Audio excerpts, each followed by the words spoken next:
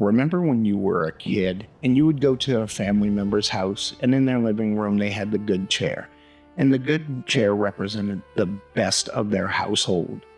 Well, now I'm offering the good chair in my house, and I'm going to offer it to your favorite content creators so we can slow down from a minute of content creation in the world that is ever speeding forward. And we're going to find out what it is they do and why they do it, what makes them love the content they create, and what their goals are and motivations. Welcome to the Good Chair.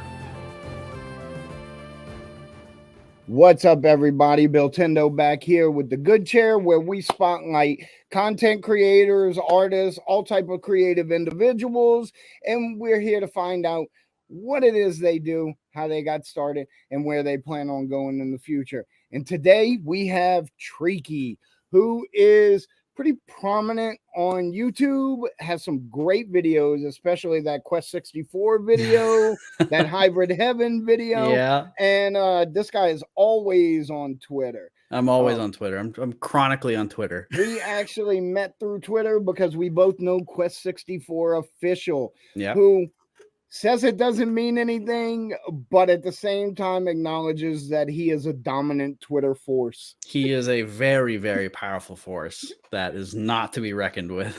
Yeah, and he's all about the shit posting, man. Oh yeah. Some of those memes, yeah, you look at them and you go, yeah, that sure is a meme. Yep, they can't all be gold. Yeah. You know, but sometimes they really hit you. Oh man, there's been many times where I've sat there working and just lose it laughing at it. Yeah, he hits more often than he misses. Oh yeah. Yeah. So Tricky, how long have you been creating content? Oh god. Basically since 2013 is how long I've been creating content, but I started off as a streamer. Okay. So I've always wanted to make videos, but what happened was I didn't have the means to make videos. I had a really trash computer, didn't know how to edit, didn't know anything. So basically what I did is I said, okay, well, Twitch is a thing, or it was Justin TV. And then I was like, I'm going to start streaming. But my brother had this ingenious idea that we should stream on another website. And I started there, gained no traction for like 2 years, swapped over to Twitch, streamed there for like 8 years or so.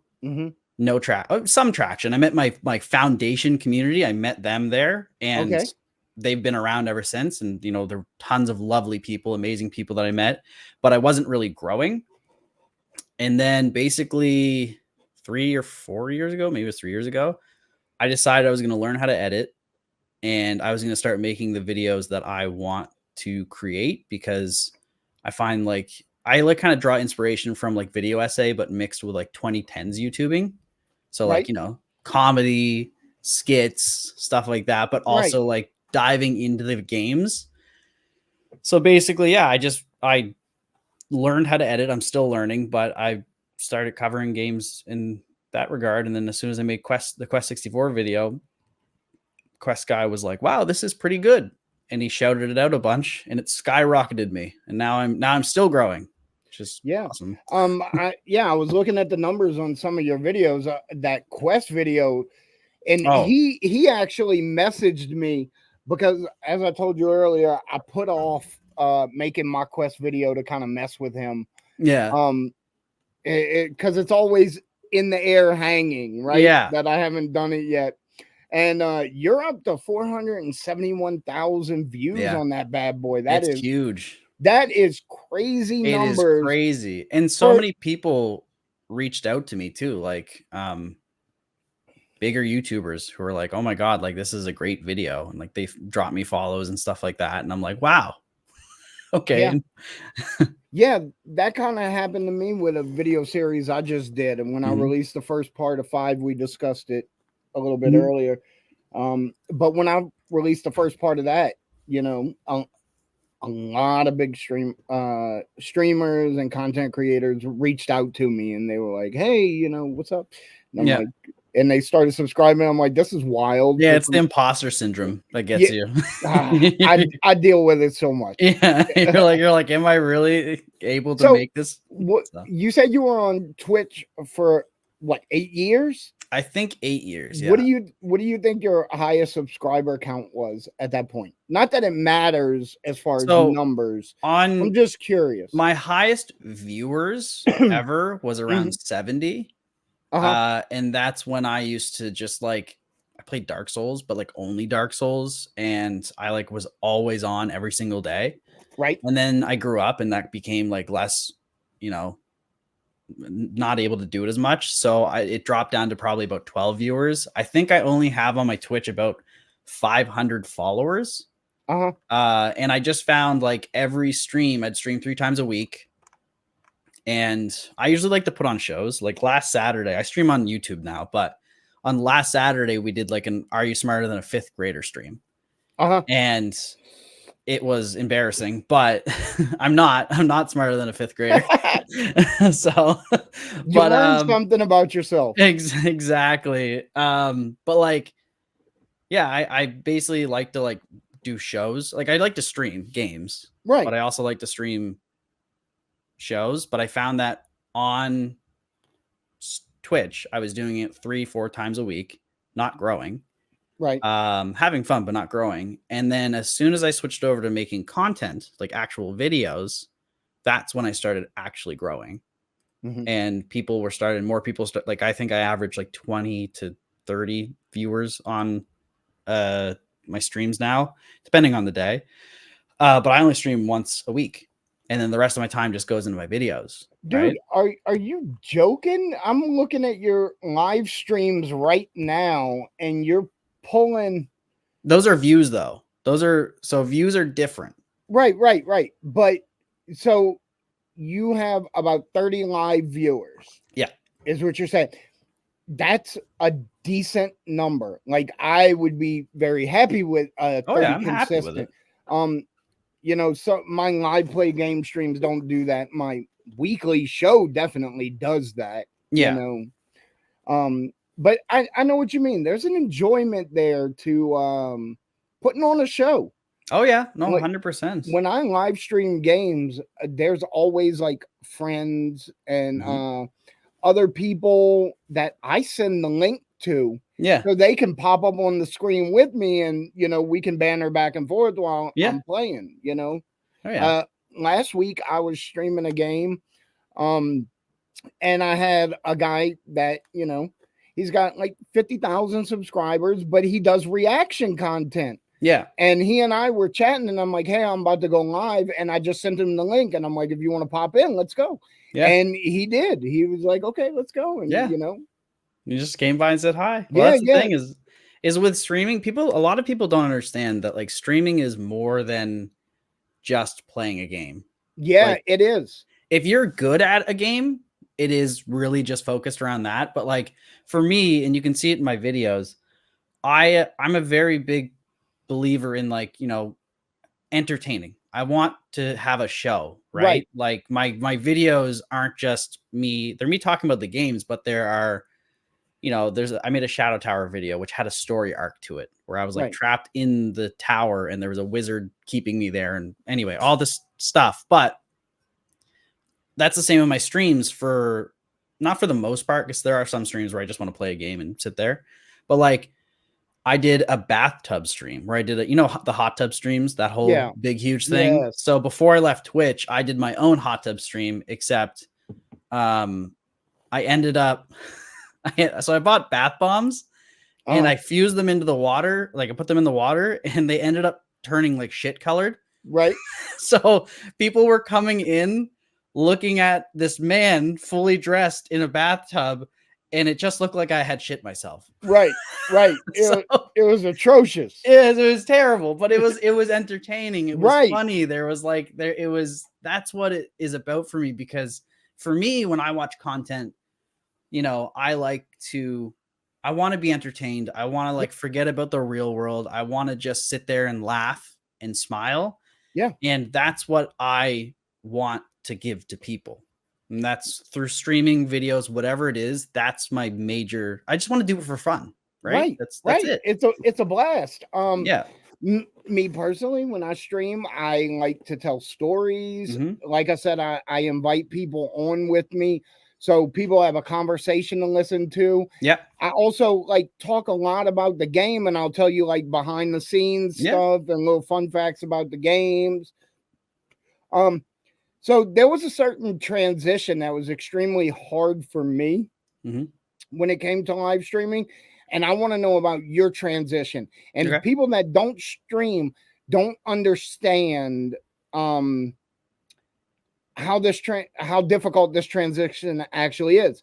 Because when you're at home and you're playing a game by yourself, you're completely focused on that game. I know where you're going with this. When you're streaming, you have at first it's really hard to talk consistently and entertaining while you're concentrating on the game.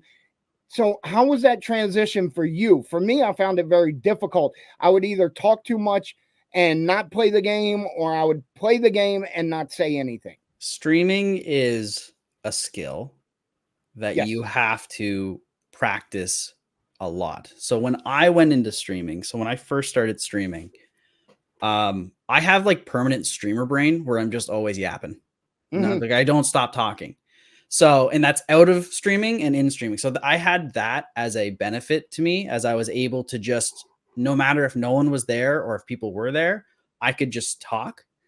And it is hard in the fact that, you know, if you're playing, especially like Dark Souls or like a more focus intensive game, trying to keep up with chat and beat a boss is really hard and figure out where you're going. I can sit down and I can play a game on my couch and I can run through it and it will be the easiest game I've ever played.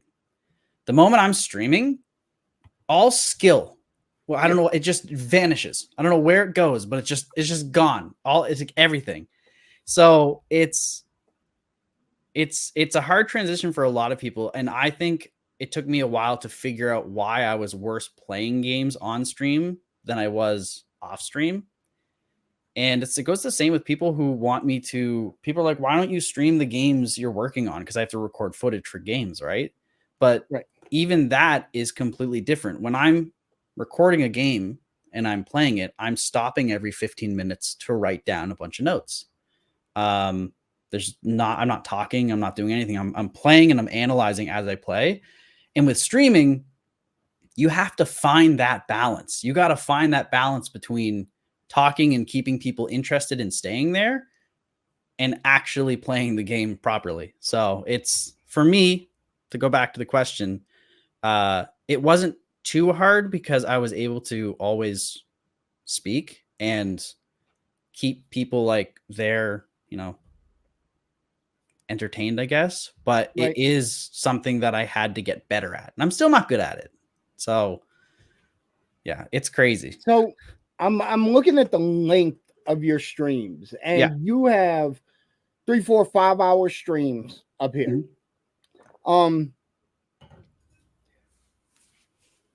Another thing people don't understand about streaming that I'd like to know your opinion on is sometimes that shit's quite an endurance trial. Oh, 100%. Like it is so physically draining. Oh my God. I don't know if it's like, it's not like the viewers, but I mean, it can be. My viewers are really good and they're none of them are very toxic or anything. And some people have really toxic chats, which sucks. But the fact that you're looking, reading, mentally, you know, digesting what people are saying your opinion on things, playing a game, doing all that, it is very exhausting. 100%. I used to stream for 8 hours back in the day. And I look back now and I can't do that. There's no way in hell. I can maybe stream for 6 hours. I could stream for 8 hours if I like needed to for whatever reason. I'm not sure. I have one 10-hour stream on YouTube. But after a stream, I need to decompress. Yeah, I just need a nap. Yeah, like you need to decompress because you're using a lot of mental energy. You're trying to keep, your spirits high. You're trying to like, oh, look at me, I'm over here, I'm doing this, and trying to make people like, I don't know, laugh. Yeah. So Like you just want to keep them entertained. yeah. So it's like it is taxing on you. And yeah, no, 100%. That's something that I feel like a lot of people who don't realize, like, streaming is like people who do streaming as a full-time job, right? They are lucky, first off, but people are saying like, oh, it's the easiest job in the world. It is a very easy job. Don't get me wrong. People who are doing streaming full time, like, they got a great job, but it is a mentally draining job. Absolutely. Absolutely. Yeah. Look, I take it for somebody that spent like 30 years in carpentry. It's not roofing, but it is still very draining. Yeah. Yeah. So do you prefer, like, you make two completely different styles of content? One is live streaming and one is edited videos. Yeah. Which one do you prefer and why? So I've always, like I said, I grew up a streamer. I shouldn't say grew up, but I've always been a streamer. And streaming to me is a getaway. It's almost like therapy for me. Like it feels fun to talk with people who are in my chat. Sometimes when I put on shows, it's really exciting because it's a live show, it's improv, it's, all that stuff. But my videos are like my art, like I make these videos and they're not the best made videos. Like I'm still learning how to edit and stuff. Pretty entertaining. Yeah. people like them. But they after I'm finished them, if I'm past the point where I say this is terrible, because I always get to that point, I finish editing and I look it back and I'm like, what a terrible video. But then I like sit on it and I go, no, you know what? This was a fun video to make, because it's always fun. It's always about fun for me. Like, that's the main thing. If I'm not having fun, then it's a bad video. But I love them. It's actually a genuinely hard question.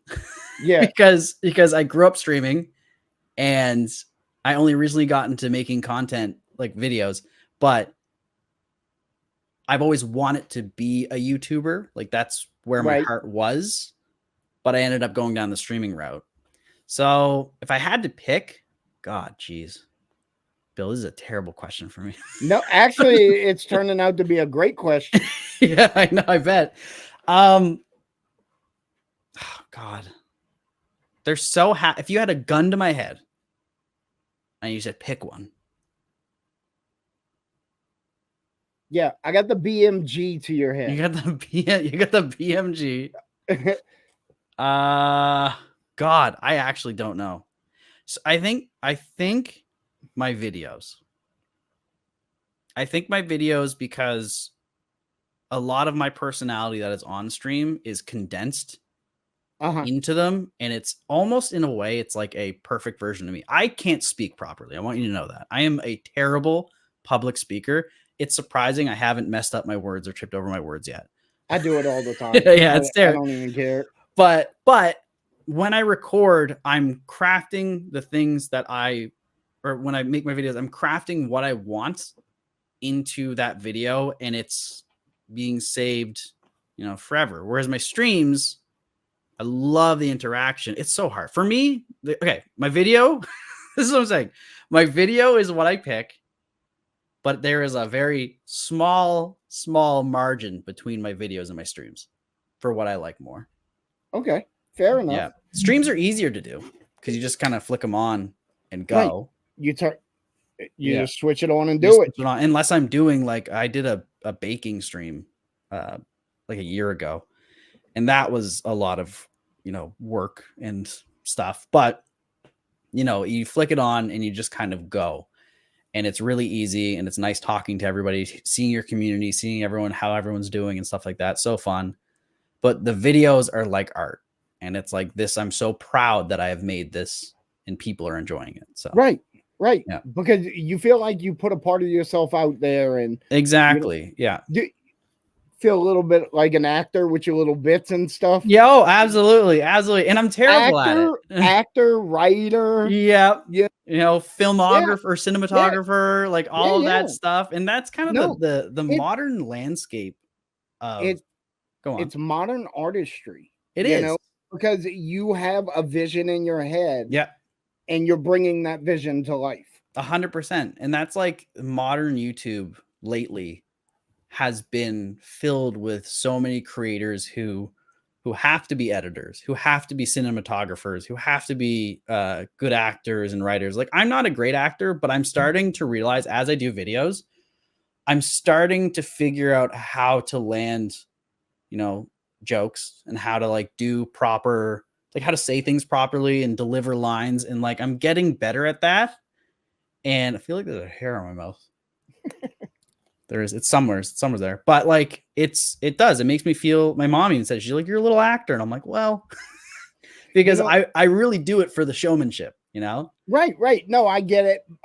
I have zero editing skills. That's why all of my videos are like this. They're talking head videos. Yeah. Right. I do single take running on. I can't even stitch 2 takes together. You know, it's not what I teach you. Matter of fact, the intro that will be stitched onto this, it's sent out to my friend Craig from Out of Control Games. He sends it back because editing is not my skill set.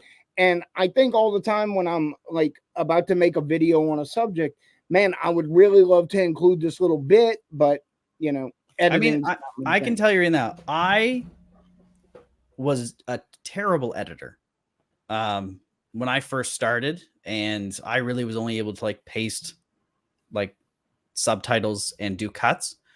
And if you get into a free option, which is DaVinci Resolve, highly recommended. I use Adobe Premiere, but that's a premium product and you have to pay monthly subscriptions and it's terrible. But it's called DaVinci Resolve. Look up a tutorial on how to do basic editing and follow like a 20-minute tutorial and just learn how to cut things. Super easy. It is genuinely as easy as pressing a button. Mm-hmm.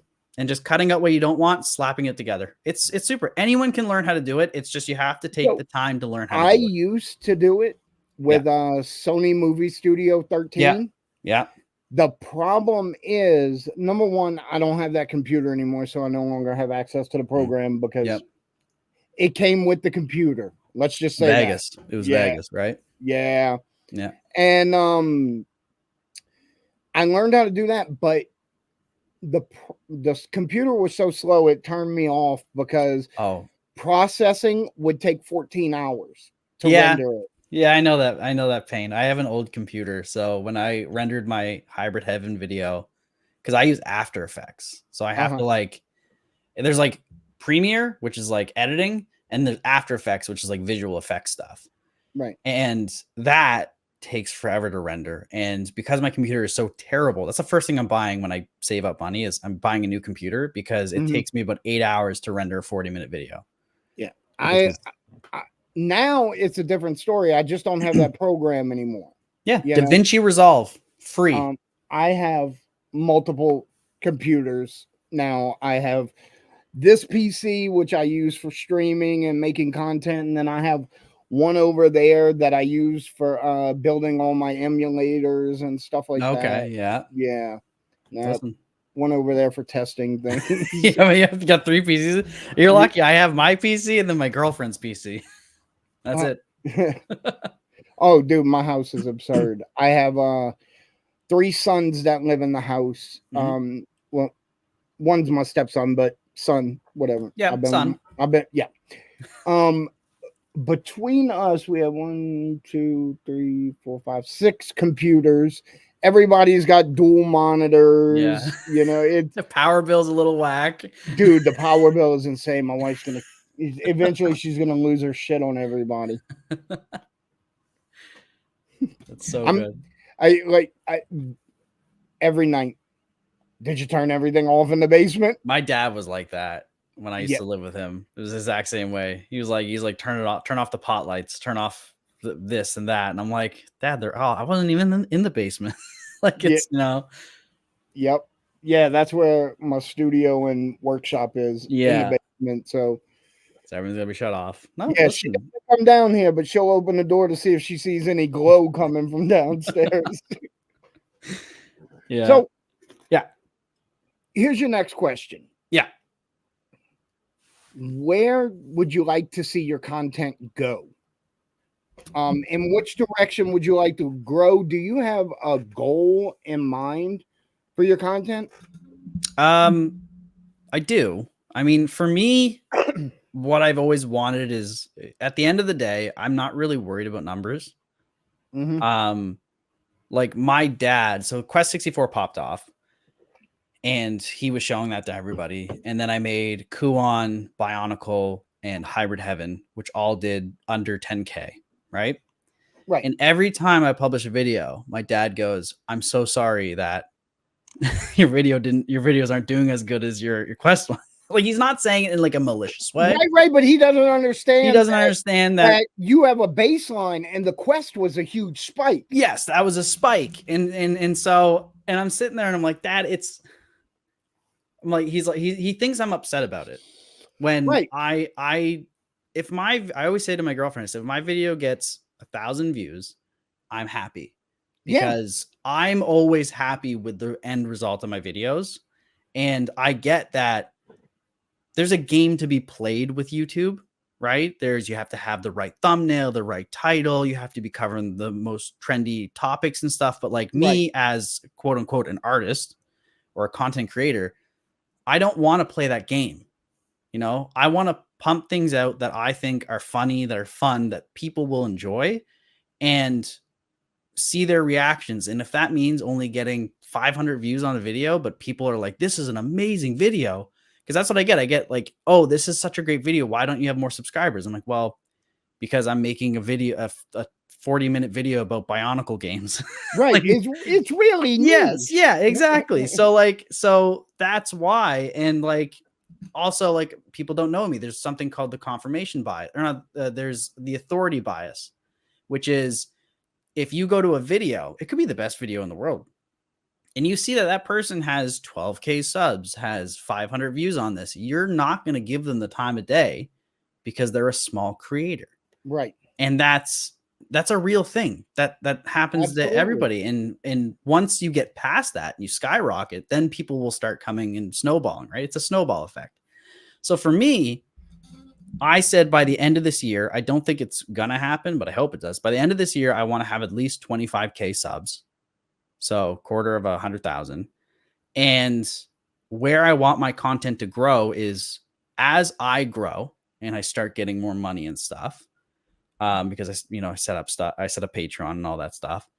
I want to take that money and I want to make live shows. So I was talking on the stream we were doing is I'd like to do a live Are You Smarter Than a YouTuber is what it was going to be called, which probably has been done before, but I haven't seen anyone do it. So, but I want to do like a live show, get people on and like do a quiz and have prizes and stuff like that. And then with my videos, I want to take the money that I get from them, because my videos cost me like roughly $200 to $300 per video because of props and stuff like that. And in software that we can't buy anymore, you have to pay everything monthly. Yep. You gotta do the monthly. I have this conversation with everyone, and it's a lot of the same conversation that people feel the same way I do.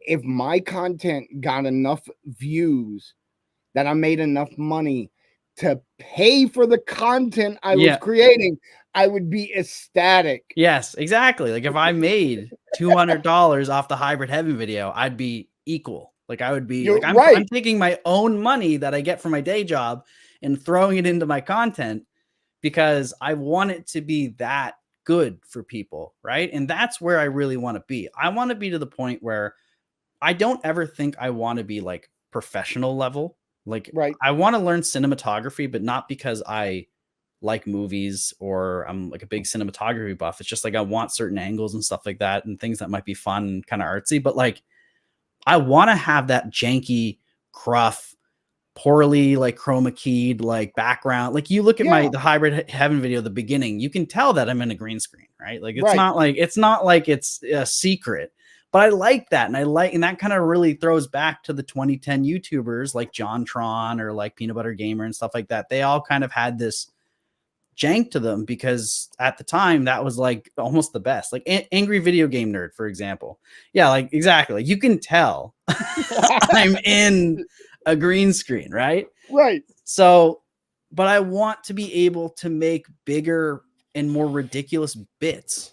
Like, for me, for example, I was talking to my girlfriend, and like, I want to have bits where like, I don't know, I rent out not an opera, sorry. I rent out like a music theater, Right. and I do like a 5-second skit, whatever it might be, in there, and then that's it. Like I just paid like probably $200 to rent out a place to like stand on top of a stage and say something for 5 seconds. Like I want to do like, it kind of seems like a waste of money, but artistically, I think it's really funny. Or like, oh my God, I went to Japan and like, it shows me in Japan and then I'm back home. Like I just like that's the whole video. Yeah, like that's like it's just like bits like that are kind of they're ridiculous, but they cost money. I mean, that's not what I'll throw my money at. Let's be serious, but I want to be able to have better bits.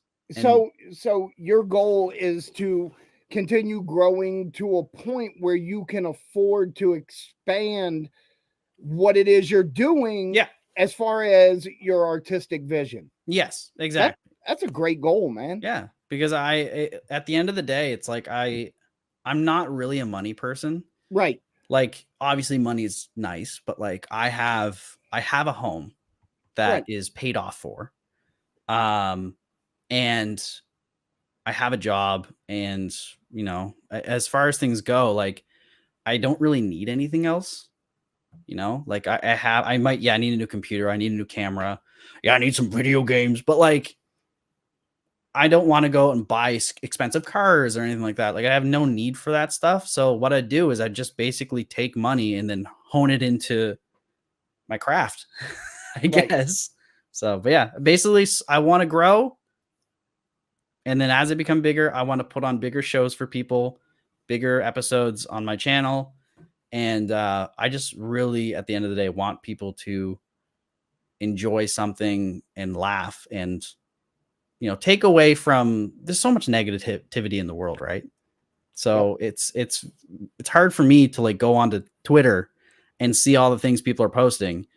But then when someone posts something that's like something they made, I'm like, oh, okay, I want to watch it. Cause I'm like a lot of people's biggest fans. Like I love when people are content creators. I love when they make stuff.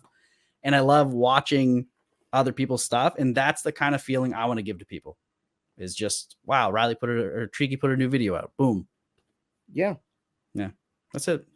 I like it. You actually made me a hair nervous there when you were explaining where you wanted to go, because I thought you were going to be the first person to tell me I want to be rich and famous. And I don't know how to react to that, because I don't want to be either. You know, like I don't care about being rich or famous. I just care about doing things that I enjoy. Exactly. Like this. Yeah. You know, I like to have fun. For me, I got a lot of anxiety when the Quest video popped off, because I was like, oh my God, people are seeing this. And I was like feeling nervous. I was like, ugh. But like, if I was rich or famous, you know, I feel like I wouldn't change. I mean, I say that, but like, you know, but it's not something I desire, you know? Right. Like I'm not actively seeking it. I just want to continue to make the things that I love making, because that's what I find joy in life with. Right. And that's it. But that'd be so funny if I did say that though. Yeah. I'd be like, yo, Bill, okay. I want to be rich and famous, dude. Oh boy. Yeah. Eventually somebody's going to tell me that, and I'm not going to, I need to prepare for that in advance, that somebody's going to tell me that, because, you know, it's like, I want to blow up and act like I don't know nobody. Well, that's what I did when I moved from New Orleans to New York. There you go. Cutting ties. I'm not dealing with you people anymore. No. Like I'm up here, all y'all down there. Yeah. So Tricky. Yeah. one more question for you. And this might be difficult for you because you're Canadian. It's okay. Probably will be then. Do you have a favorite Waffle House order? Oh my gosh. See, there you go. I've never been to Waffle House. The one time I was in the US, sorry, I've been in the US multiple times, but the one time I remember was when I went to New York, and I think we just went to an IHOP. Yeah, there is. I live in New York, and there is no Waffle House here. And Okay.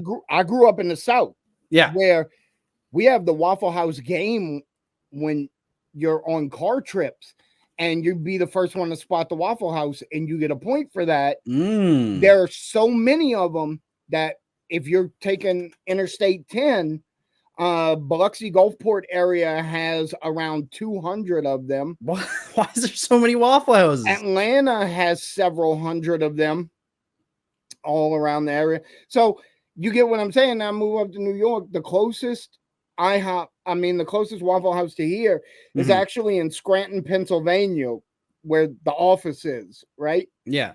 And Scranton's an hour and a half drive. And so every so often I drive over there just to get Waffle House. I'll find some stupid excuse. Yeah. And I'll go to Scranton and and get Waffle House and eat so much that I'm sick for the next day and a half. Yep. I respect it. That's honestly, I'd do it too if I loved it so much. I mean, I do love pancakes and waffles, so they don't have pancakes. They just have waffles. It's the Waffle House. They don't have pancakes. They don't have pancakes? Not the Pancake House. Yeah, but no diversity. Like, I don't know. No. What do they sell there? Waffles, grits, hash browns. And here's the thing with the hash browns. You can get anything on your hash browns that they have on the menu. Even waffles? You can get a waffle on your hash brown. That's a little weird, but you could probably do that. They call it like smothered, covered, chunked, diced, and tomatoes, onions, everything. Some people, if you order capped, you get mushrooms in it. It's a whole thing. It's a big deal. Listen, next time I'm around somewhere that has a Waffle House, I'll have it. Yeah. It doesn't matter that the place is really dirty. We don't go there because it's clean. Okay. We go there because we like to see people fight and we like good, greasy food. There you go. Like spoken like a true American. You're right. I interviewed somebody and I asked what their favorite Waffle House order was. And he said, "Oh, I used to cook at Waffle House." And my response was, "Oh, dude, so you can fight." Yeah. Oh, man.